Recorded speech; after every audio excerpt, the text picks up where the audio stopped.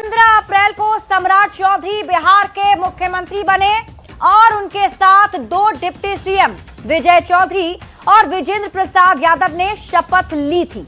और अब 22 दिन बाद यानी कि अब कैबिनेट का विस्तार होने जा रहा है।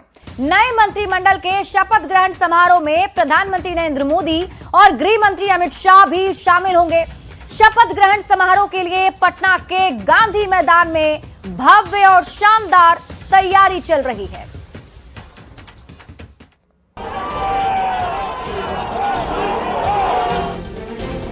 एक तरफ बीजेपी बंगाल, असम और पुडुचेरी में जीत का जश्न मना रही है,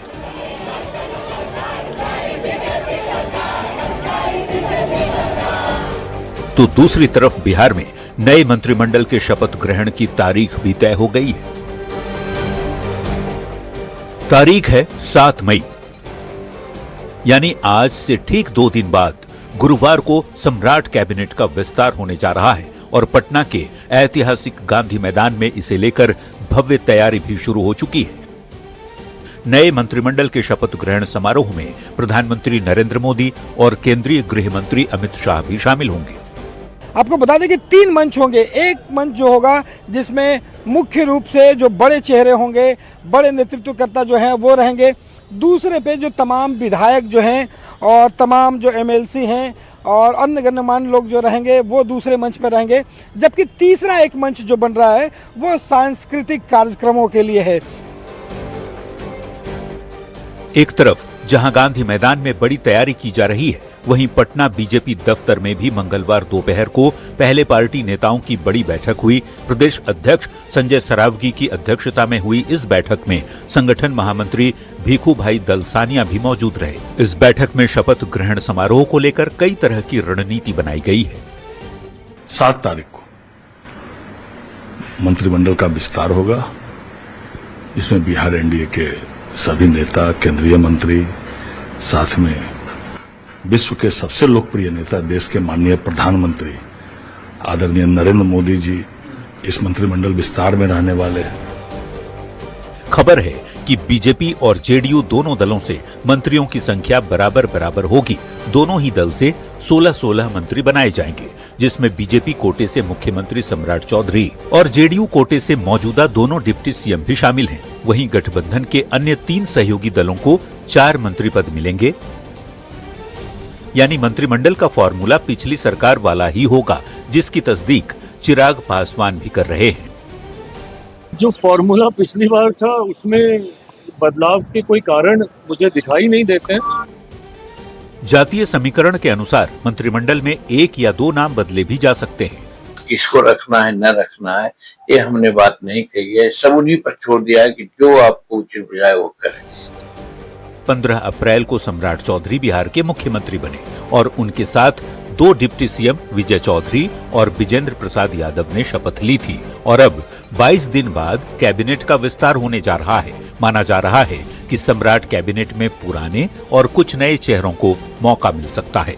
न्यूज 18 के लिए पटना से रवि एस नारायण, शैलेंद्र कुमार, धर्मेंद्र कुमार और दिल्ली से अमितेश सिंह के साथ ब्यूरो रिपोर्ट। तो सम्राट मंत्रिमंडल विस्तार 7 मई को होगा, ये आपने जान लिया। मंत्रिमंडल का फॉर्मूला क्या होगा ये भी सामने आ चुका है। न्यूज 18 के पास नए मंत्रिमंडल के संभावित मंत्रियों के नाम भी हैं। आइए जानते हैं किस पार्टी से कौन कौन से नेता मंत्री बन सकते हैं।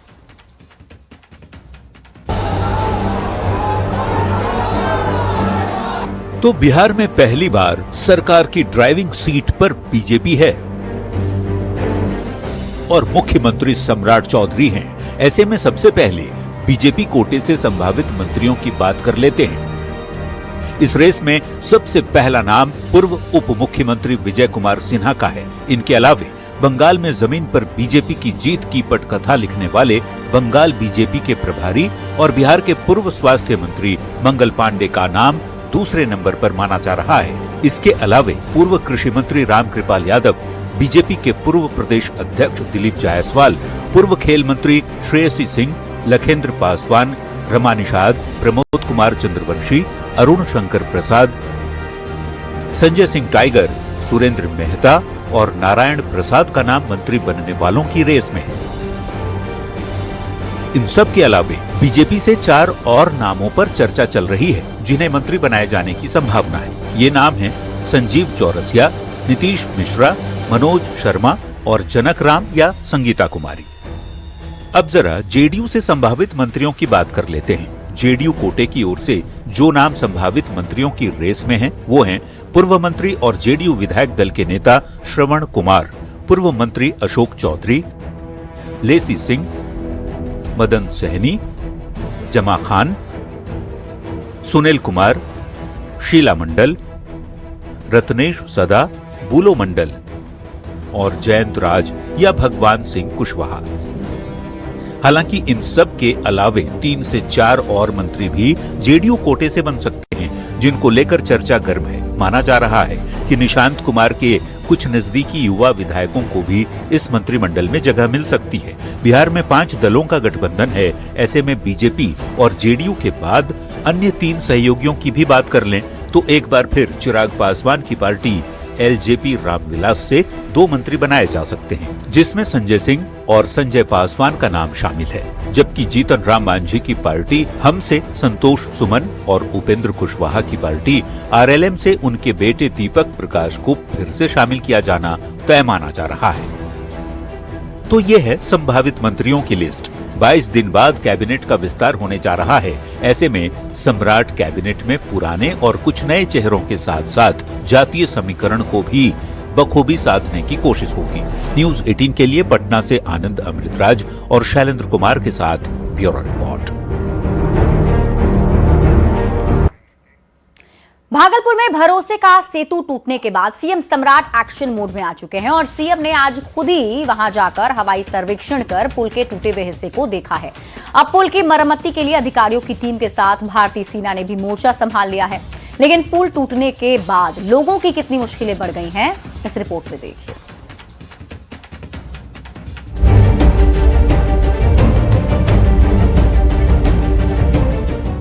ये पुल सिर्फ पुल नहीं, लोगों का भरोसा था। ये पुल उन लाखों लोगों की उम्मीद थी जो हर दिन रोजी रोटी के लिए इसी पुल के सहारे थे। लेकिन आज ये विक्रमशिला पुल 2 टुकड़ों में बंट चुका है। जो लोग इस पुल से होकर गुजरते थे वो नाव पर आ गए हैं, नाव से ही इस पुल को निहारते हैं, क्योंकि ये पुल उनकी जिंदगी का अहम हिस्सा हो चला था। पुल ने उनके हर काम को आसान बना दिया था। भागलपुर का लाइफलाइन जैसे ही टूटा, नाव की जिंदगी वापस लौट आई है। लोग परेशान हैं। पहले कहीं जाने में आधे घंटे का वक्त लगता था, अब 2 घंटे लग रहे हैं। 15 मिनट की दूरी अब घंटों के सफर में बदल चुकी है। बहुत तकलीफ हो रहा है सर। क्या क्या दिक्कत है? एक तो नाव में इतना आदमी बैठता है, डर सा लगा हुआ है कि कब जो है नाव पलटी नहीं हो जाए। बहुत परेशानी, हम पूर्णिया से आ रहे हैं, बहुत 4-5 दिन पर आए, थोड़ा देर वहाँ रुका, थोड़ा देर वहाँ रुका, आज यहाँ आए। इतना परेशानी हुआ क्या बात। पहले इतना परेशानी होता नहीं तो डायरेक्ट भागलपुर। कितना देर लगता था पहले? तो कितना देर, अब जो भी लगे। बहुत परेशानी है, जीने का अब इच्छा नहीं हो रहा है सर। रोजी रोटी पर आफत हो गया है। हम लोग का दूध का धंधा बंद है कल से। हर कस्टमर का फोन आ रहा है, कोई सुविधा नहीं है। सुबह 7 बजे गए, अभी 12 बजे आ रहे हैं, 12:30 बजे दूध ले गए। अब कैसे घरे घर दूध बटने जाएंगे। विक्रमशिला पुल टूटना एक सपने के टूटने जैसा था। अब पुल टूटने के बाद बड़ा सवाल है कि भरोसे का सेतु कब जुड़ेगा। पुल टूटने के बाद सरकार एक्शन मोड में है। खुद मुख्यमंत्री सम्राट चौधरी ने इस पुल का हवाई सर्वेक्षण किया। सीएम ने टूटे हुए पुल की जानकारी ली। पुल का जायजा इंडियन आर्मी की इंजीनियरिंग टीम ने भी लिया।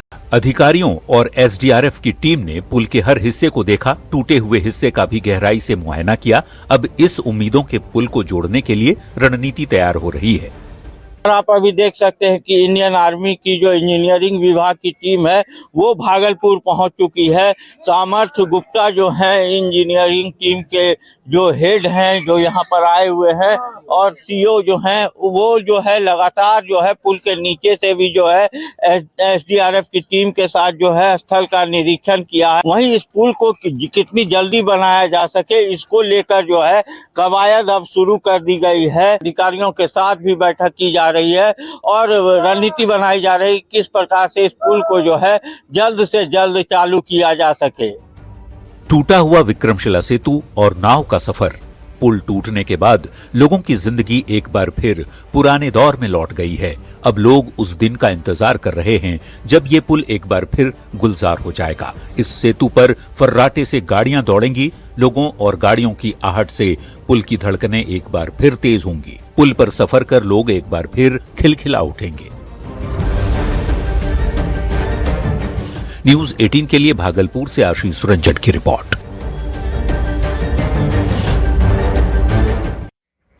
तो भागलपुर में विक्रमशिला सेतु का एक हिस्सा टूटने के बाद सीएम सम्राट चौधरी एक्शन में आ चुके हैं। कल सीएम ने अधिकारियों के साथ बैठक की और आज सीएम ने पुल का हवाई सर्वेक्षण किया। सम्राट चौधरी ने टूटे हुए पुल को जाकर देखा। विक्रमशिला सेतु का हिस्सा गिरने के बाद लगातार जांच जारी है।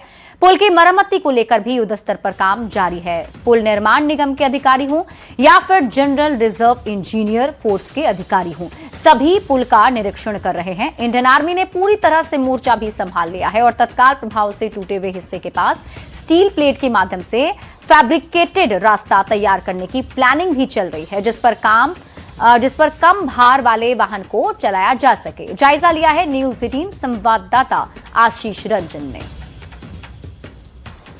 सस्पेंडेड स्पैन हम कहते हैं इसको। ये सस्पेंडेड स्पैन गिर गया है। इसको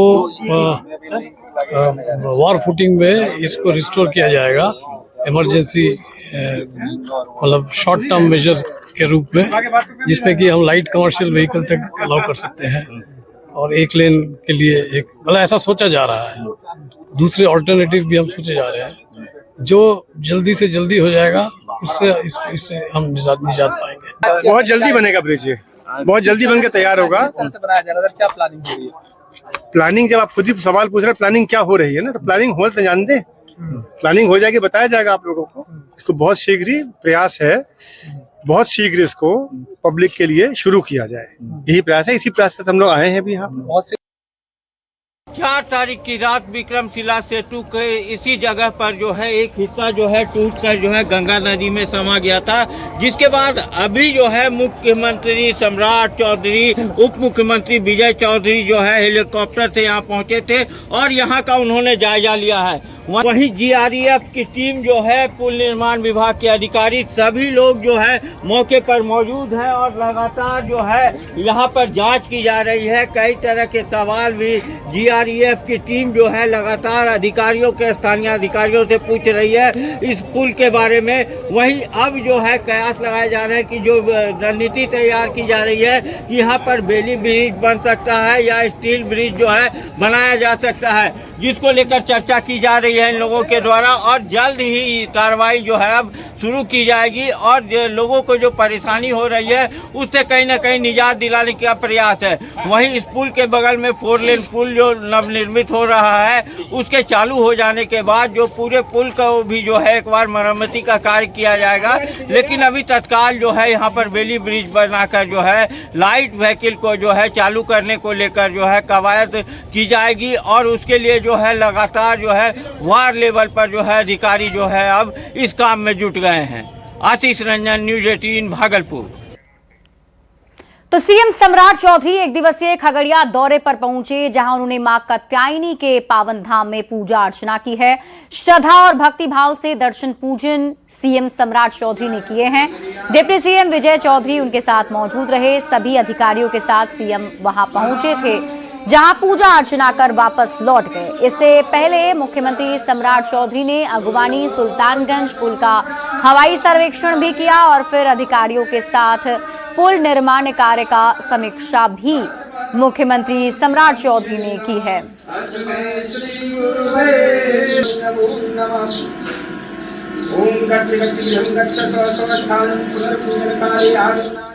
बिहार में शिक्षा व्यवस्था को सुधारने की कोशिशों के बीच अब गोपालगंज से एक बड़ी खबर सामने आई, जहां शिक्षकों की ऑनलाइन हाजिरी सिस्टम में भारी गड़बड़ी पकड़ी गई है।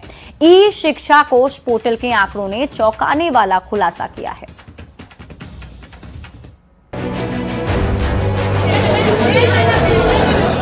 गोपालगंज में शिक्षा व्यवस्था को पारदर्शी और जवाबदेह बनाने के लिए लागू किया गया ऑनलाइन अटेंडेंस सिस्टम अब बड़े खुलासे की वजह बन गया है। ई शिक्षा कोष पोर्टल की जांच में एक ही दिन में 5,639 शिक्षक और प्रधानाध्यापक संदिग्ध पाए गए। इन आंकड़ों ने शिक्षा विभाग की कार्यप्रणाली पर भी गंभीर सवाल खड़े कर दिए हैं।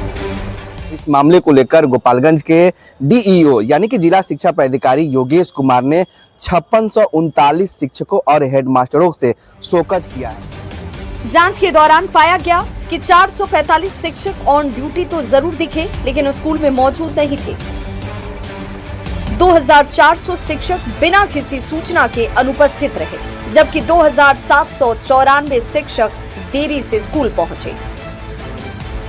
यानी साफ है कि डिजिटल सिस्टम लागू होने के बावजूद जमीनी स्तर पर लापरवाही अब भी जारी है। शिक्षा विभाग ने इसे गंभीरता से लेते हुए सभी संबंधित शिक्षकों से 72 घंटे के भीतर जवाब मांगा है। कार्रवाई के डर से अब बड़ी संख्या में शिक्षक जिला शिक्षा पदाधिकारी यानी डीईओ कार्यालय पहुंच रहे हैं।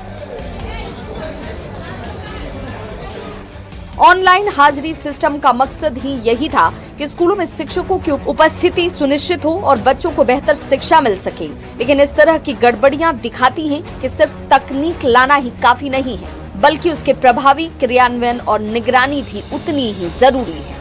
मॉनिटरिंग के क्रम में पाया गया कि कुछ शिक्षक जो है ई शिक्षा कोर्स पर मार्क ऑन ड्यूटी करते हुए न तो विद्यालय में पठन पाठन का कार्य कर रहे हैं और न ही जनगणना का कार्य कर रहे हैं। लेकिन जो शिक्षक इसमें पाए जाएंगे कि वो जानबूझ करके मार्क ऑन ड्यूटी करते हुए अगर न तो पठन पाठन कर रहे हैं और न ही जनगणना का कार्य कर रहे हैं, उस पर हम लोग कार्रवाई करेंगे। अगर इस पूरे मामले में सख्त कार्रवाई होती है तो ये न सिर्फ गोपालगंज बल्कि पूरे बिहार की शिक्षा व्यवस्था के लिए बड़ा संदेश होगा, क्योंकि अब लापरवाही बर्दाश्त नहीं की जाएगी। लेकिन सवाल ये कि क्या शिक्षक बच्चों के भविष्य से खिलवाड़ कर रहे हैं? क्या ये गोपालगंज तक ही सीमित है या पूरे बिहार में ये खेल चल रहा है? बिहार के गुरुजी आखिर कब सुधरेंगे? फिलहाल सबकी नजरें विभाग की अगली कार्रवाई पर है। न्यूज़ 18 के लिए गोपालगंज से गोविंद कुमार की रिपोर्ट। बढ़ेंगे आगे और बात अगली खबर की। शराबबंदी वाले बिहार में जिनके ऊपर कानून लागू करने की जिम्मेवारी है, वही खुलेआम जाम छलका रहे हैं। छपरा से एक ऐसी तस्वीर सामने आई जहां चौकीदार शराब पीकर मदहोशी के आलम में दिख रहा है। ये रिपोर्ट देखिए।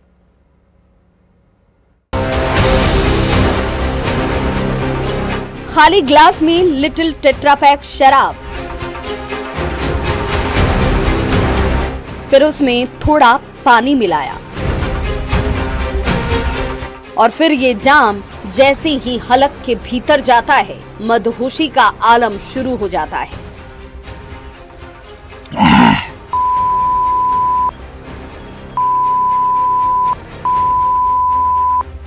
पल भर में सब कुछ रंगीन लगने लगता है।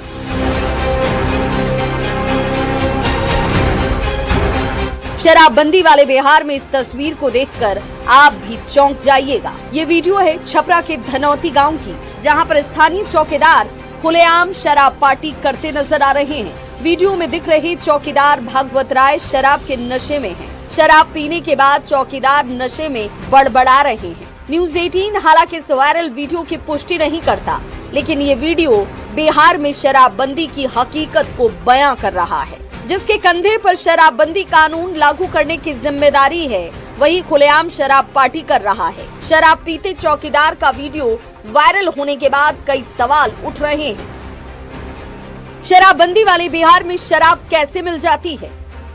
जब चौकीदार ही शराब पी रहा हो तो शराब का धंधा तेज क्यों नहीं होगा? जहरीली शराब से मौत के बाद भी लोग क्यों नहीं सुधरते? पुलिस को शराब तस्करों की खबर क्यों नहीं होती है? न्यूज़ 18 के लिए छपरा से संतोष कुमार गुप्ता की report. Bhojpuri power star Pawan Singh और पत्नी ज्योति सिंह के बीच चल रहे तलाक के मामले में अब एक बार फिर अगली तारीख कोर्ट में मिली है। आज कोर्ट में दोनों नहीं पहुंचे, जिससे सुनवाई टल गई। 25 मार्च को कोर्ट में पवन सिंह पहुंचे थे, लेकिन ज्योति सिंह नहीं पहुंच पाई थी। वहीं इसके पहले वाले तारीख पर ज्योति सिंह पहुंची थी, लेकिन पवन सिंह नहीं पहुंच पाए थे। अब एक बार फिर से 5 मई को कोर्ट ने दोनों को उपस्थित होने का निर्देश दिया था, लेकिन आज एक बार फिर से पति पत्नी कोर्ट नहीं पहुंचे। अब इसके बाद अगले 26 मई को इस मामले में सुनवाई की जाएगी। पुरी के पावर स्टार एवं अभिनेता सहगायक पवन सिंह एवं उनकी पत्नी ज्योति सिंह के तलाक के मामले में आज आरा के व्यवहार न्यायालय में दोनों लोगों को बुलाया गया था, लेकिन आज एक बार फिर से पति और पत्नी कोर्ट नहीं पहुंचे, जिसके कारण सुनवाई नहीं हो सकी। बताते चले कि पवन सिंह के द्वारा वन टाइम सेटलमेंट की बात कही जा रही है, लेकिन ज्योति सिंह तलाक नहीं लेने को लेकर के अड़ी हुई है। उसी को लेकर के आज 5 मई की जो तारीख है वो कोर्ट के द्वारा मुकर्रर की गई थी और दोनों लोगों को यहाँ पर उपस्थित होने का निर्देश दिया गया था, लेकिन दोनों एक बार फिर से आज नहीं पहुँचे। पिछले तारीख पर जो पवन सिंह है वो कोर्ट पहुँचे थे, लेकिन ज्योति सिंह के कोर्ट नहीं पहुँचने से सुनवाई नहीं की जा सकी थी। वहीं एक बार फिर आज की तारीख पर दोनों में से कोई यहाँ कोर्ट में नहीं पहुँचा है, जिसके कारण सुनवाई नहीं की जा सकी है। बताते चले कि पवन सिंह का यहाँ आरा के कुटुंब न्यायालय में तलाक का मामला उनकी पत्नी ज्योति सिंह के साथ चल रहा है और एक बार फिर से तारीख पर तारीख की बात सामने आई है, जहाँ की अगली तारीख इस मामले में 26 मई को निर्धारित की गई है, जहाँ की दोनों लोगों को कोर्ट में उपस्थित होने का निर्देश दिया गया है। वहीं ज्योति सिंह के अधिवक्ता ने बताया कि हर बार तारीख पर दोनों में से कोई एक नहीं पहुंचता है, कभी पवन सिंह पहुंचते हैं तो कभी ज्योति सिंह नहीं पहुंचती है, जिसके बाद एक बार फिर से आज कोर्ट ने अगली तारीख 26 मई को मुकर्रर की है। अब देखने वाली बात ये होगी कि पवन सिंह और उनकी पत्नी ज्योति सिंह उस दिन कोर्ट पहुंच पाते हैं या फिर अगली तारीख मुकर्रर की जाती है। चंदन कुमार, न्यूज 18 भोजपुर। पूर्व मंत्री और पश्चिम बंगाल प्रभारी मंगल पांडे पटना पहुंचते ही ममता बनर्जी पर जमकर बरसे और कहा कि ये जीत जनता की है और निर्मम सरकार को जनता ने जवाब दिया है। उन्होंने कहा, युवाओं के भविष्य के साथ खिलवाड़, मां बहनों के साथ अत्याचार का जनता ने जो जवाब दिया वो परिणाम में दिखा। उन्होंने कहा कि सरकार गठन के तुरंत बाद विकास कामों को तेजी से किया जाएगा।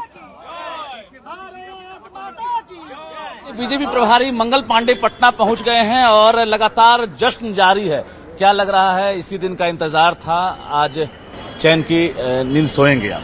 नहीं, चैन की नींद तो कल ही सोए हैं। अच्छा। लेकिन पश्चिम बंगाल की जनता ने जिस प्रकार से मतदान किया और इस निर्मम सरकार को साफ संकेत और संदेश दिया कि यदि सनातन धर्मावलंबियों को कोई तंग और परेशान करेगा तो भारत की जनता उसका जवाब कैसे देगी। यदि युवाओं के सपनों के साथ कोई खेलेगा, युवाओं के भविष्य के साथ कोई खेलेगा तो युवा कैसे जवाब देंगे। यदि माँ बहनों की प्रतिष्ठा पे कोई चोट पहुंचाने की कोशिश करेगा तो भारत की मातृशक्ति कैसे एक साथ आके वैसे सरकार और पार्टी के खिलाफ लड़ाई लड़ेगी। हर तरीके से पश्चिम बंगाल की जनता ने एक उज्जवल भविष्य के लिए, एक विकसित बंगाल के लिए ये वोट किया। पूरी तरीके से पार्टी के कार्यकर्ता के रूप में, मुझे प्रभारी के रूप में जो जिम्मेदारी पार्टी से बंगाल की मिली थी, मैं उसी को निभा रहा हूं और उसी को समाप्ति हो गई अब पूरी तरीके से समाप्त करके आज अपनी धरती पे लौटा हूं। चलिए, ममता युग की समाप्ति के बाद पूर्व मंत्री और बंगाल के प्रभारी मंगल पांडे पटना पहुंचे हैं और इन्होंने साफ कहा है कि पश्चिम बंगाल में जो शपथ ग्रहण समारोह होगा वो ऐतिहासिक होगा। कैमरामैन दीपक के साथ रजनीश कुमार, न्यूज 18 पटना। बढ़ते हैं आगे बात अगली खबर की। कटिहार में प्रतिबंधित कफ सिरप के नेटवर्क को तोड़ने के लिए लगातार स्वास्थ्य विभाग और कटिहार पुलिस की टीम एक्टिव है। इसी के तहत कुरियर और ट्रांसपोर्ट में गुप्त सूचना के आधार पर छापेमारी की। एक कुरियर के ऑफिस से 21 पेटी कफ सिरप जब्त किया गया है। इस मामले में 3 शख्स को भी गिरफ्तार किया गया और अब नगर थाना क्षेत्र के कल्याण फैक्ट्री में एक ट्रांसपोर्ट में छापेमारी कर 10 पेटी कफ सिरप को बरामद किया गया। इस मामले में एक शख्स को हिरासत में भी लिया गया है। कफ सिरप के नेटवर्क को तोड़ने के लिए पुलिस लगातार एक्शन में नजर आ रही है। प्रतिबंधित कफ सिरप रैकेट को तोड़ने के लिए कटिहार पुलिस लगातार मुहिम चला हुआ है। अब देख सकते हैं ये ट्रांसपोर्ट है और ट्रांसपोर्ट में इस तरह का खेप पकड़ा है। बताते चले लगातार कटिहार पुलिस ये मुहिम चला रहा है और प्रतिबंधित कफ सिरप के खिलाफ ये मुहिम है। एक आदमी को डिटेन भी किया गया है और लगातार ये मुहिम चल रहा है। जरा बात कर लेते हैं, स्वास्थ्य विभाग के अधिकारी भी है। मैम, क्या जानकारी मिला है आप लोग को? जानकारी थाना प्रभारी से फोन गया ऑफिस में कि ऐसे ऐसे कफ सिरप ये जो कोरियर ये है इसके यहाँ आया हुआ है, जो हम लोग यहाँ पे पकड़े हुए हैं। मैडम आप आइए और थोड़ा देख लीजिए। तो हम आए, देखें, एक दुकान का वो बिल प्राप्त हुआ है। क्या नाम है उसका? गणेश मेडिकल हॉल, जिनके बिल पर ये सारा जो कफ सिरप है मंगाया गया है। अभी फिलहाल जांच करेंगे। पटना के एलएनजेपी हड्डी रोग अस्पताल के नए सुपर स्पेशलिटी बिल्डिंग का जल्दी उद्घाटन होगा। 400 बेड के सुपर स्पेशलिटी अस्पताल की नींव 2023 में रखी गई थी और पूर्व सीएम नीतीश कुमार का ये ड्रीम प्रोजेक्ट है, जिसके निर्माण कार्य अब पूरे हो चुके हैं और सीएम सम्राट चौधरी जल्द ही इसका उद्घाटन भी करेंगे। इस अस्पताल में सभी अत्याधुनिक सुविधाएं हैं, जिसमें modern OT, ramp, waiting area, registration counter सहित तमाम व्यवस्थाएं होंगी। उम्मीद है कैबिनेट विस्तार के बाद सीएम सम्राट चौधरी इसका उद्घाटन करेंगे और मरीजों को बड़ी सौगात मिलेगी। पटना का एलएनजेपी अस्पताल का नया अस्पताल भवन बनकर तैयार हो चुका है। माना जा रहा है कि मंत्रिमंडल विस्तार के बाद इसका उद्घाटन होगा, यानी सीएम नीतीश कुमार के ड्रीम प्रोजेक्ट को सीएम सम्राट चौधरी उद्घाटन करेंगे। और ये तस्वीर आपको हम दिखा रहे हैं 400 बेड का ये बहुमंजिला जो इमारत है, ये लगभग बनकर तैयार है, अत्याधुनिक सुविधाओं से लैस है। सेंट्रलाइज एसी के साथ साथ दिव्यांगों के लिए रैंप की सुविधा होगी। इसके साथ साथ हाईटेक ऑपरेशन थिएटर भी लगभग बनकर तैयार हो चुका है।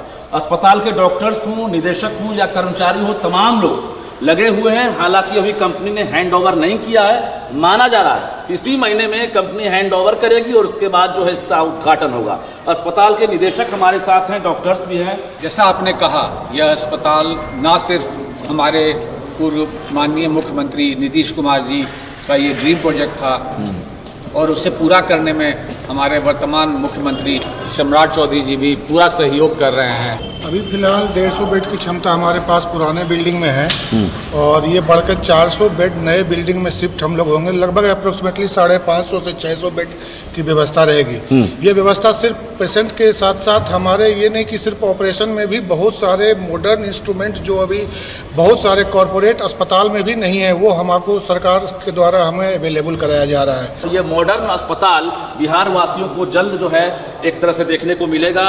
जल्द ही इसका उद्घाटन होगा और उसके बाद जो अस्पताल पर जो दबाव है वो भी कम हो जाएगा और बिहार का ये सबसे बड़ा हड्डी रोग अस्पताल में शुमार हो जाएगा। कैमरामैन दीपक के साथ रजनीश कुमार, न्यूज़ 18 पटना। और इस बीच रुक कर लेते हैं बड़ी खबर की ओर। बड़ी खबर आपको मुंगेर से बताते हैं, जहां एक ब्रेड फैक्ट्री में भीषण आग लग गई है। घटना गांधी चौक के पास की है। बताया जाता है फैक्ट्री का ओवन फटने से आग लग गई और देखते ही देखते इस आग ने भयावह रूप भी ले लिया, जिसमें इलाकों की संपत्ति का नुकसान हो गया है। हालांकि घटना में कोई हताहत नहीं हुई। वहीं घटना की सूचना पर पहुंची फायर ब्रिगेड ने कड़ी मशक्कत के बाद आग पर काबू पा लिया है। हम तो थे नहीं, स्टाफ को बता रहा है कि वो आग जो जहाँ जलता है वहाँ का चेम्बर फट गया। अच्छा, चेम्बर फटा, उसमें आग लग गया पूरा। क्या बनता है यहाँ? बिस्कुट और ब्रेड सब बनता है सर। चेम्बर के फटने से कितने का नुकसान हुआ होगा कम से कम? अब तो देखने के बाद ही बता सकेंगे सर, अभी तो कुछ नहीं बता सकते। अच्छा, ये किनका देखा नहीं है, कैसे बताएगा? ये किनका? ये अशोक सिदारिया और अशोक